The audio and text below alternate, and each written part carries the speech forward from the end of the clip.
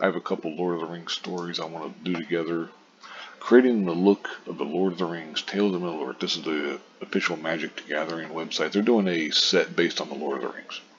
You can see there's Agent Gandalf, there's Black Aragorn, stuff. But they said that they're driven by two guiding principles: diversity.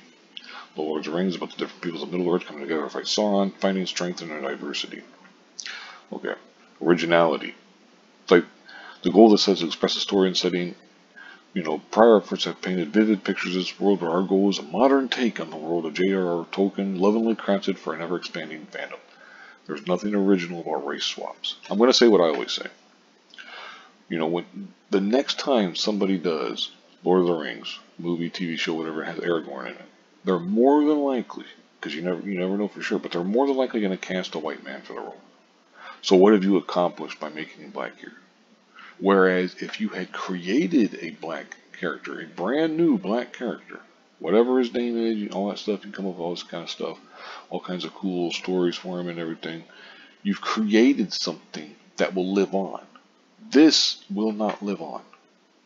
This is not going to continue on. You're not going to see this 10, 20, 30 years from now or whenever. They do another adaptation of Lord of the Rings.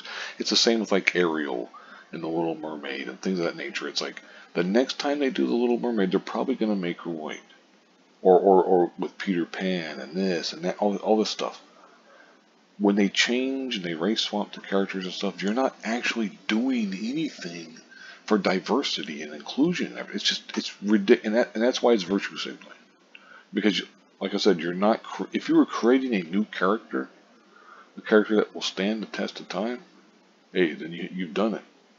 You're diversifying things. To use their words, original. You're being original. It's like there's nothing original about this. It's just all it is just trying to rage bait, rage click, whatever you want to call it. It's just stupid.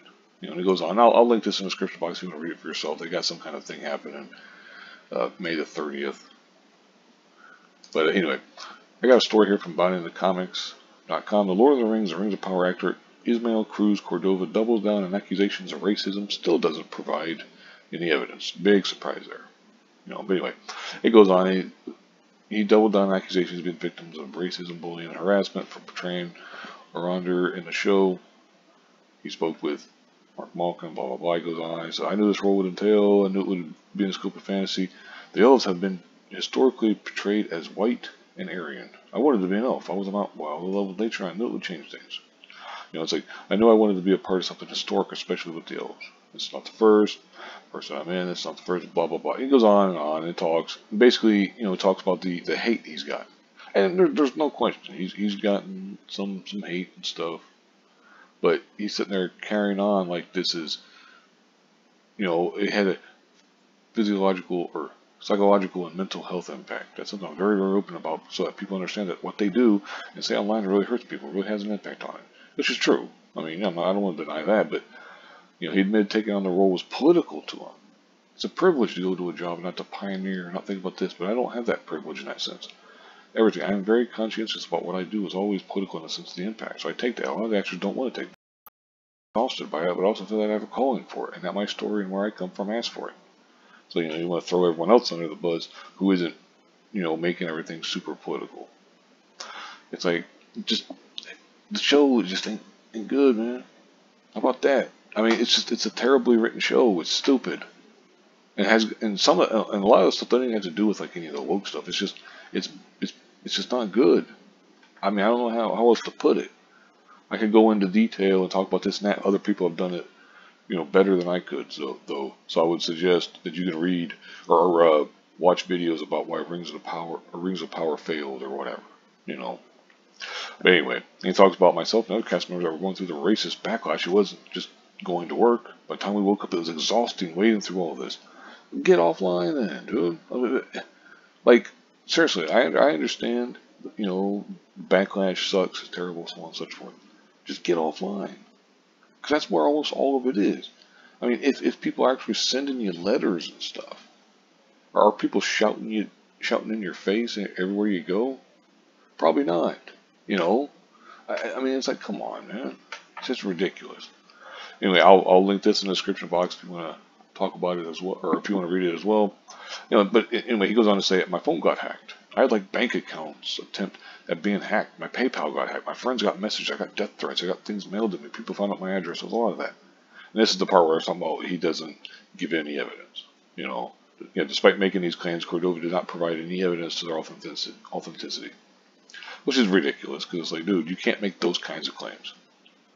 They talked about how earlier in the month, I guess this would have been last, although it might have been last month, but whatever. He was a victim of death threats and so on and such forth and stuff. And it's like, dude, come on, man. You got to give evidence. If somebody, as it says here, my PayPal got hacked. Okay, well, PayPal, you should be able to find, hey, contact PayPal. Dude, look, I need some evidence. Bank account attempts. So again, same thing. Phone got hacked. I got death threats. I had things mailed to me. Where's the evidence? People found out my address. There's a lot of that. It's like, well, dude, come on, man. Show us the proof. Show us the evidence. I understand that the whole, hey, they always say believe the victims, although it's usually believe all women, but just believe the victims and yada yada yada. But it's like, dude, you got to have some evidence though. You can't be making these kind of claims and then just expect, okay, well, yeah, that's fine. We're gonna believe you because these are horrible things. And if this is all true, I'm assuming the police are involved. I would assume. It's like, have ask the police to make a statement backing you up and everything. Even if you don't want to actually provide the physical evidence yourself or whatever, say, hey, I went to the police and the police have found out this, and that.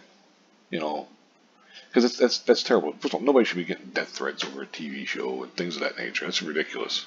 It's absolutely absurd. And I would imagine that just about everybody out there would agree with that.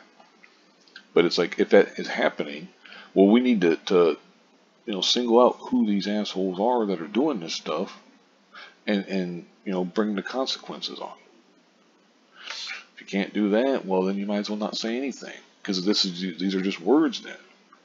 Anyway, I'm going to go ahead and wrap this up here because I'm starting to ramble. But like I said, I'll link both these articles in the description box if you want to read them for yourself. Thank you very much for watching and have a good one.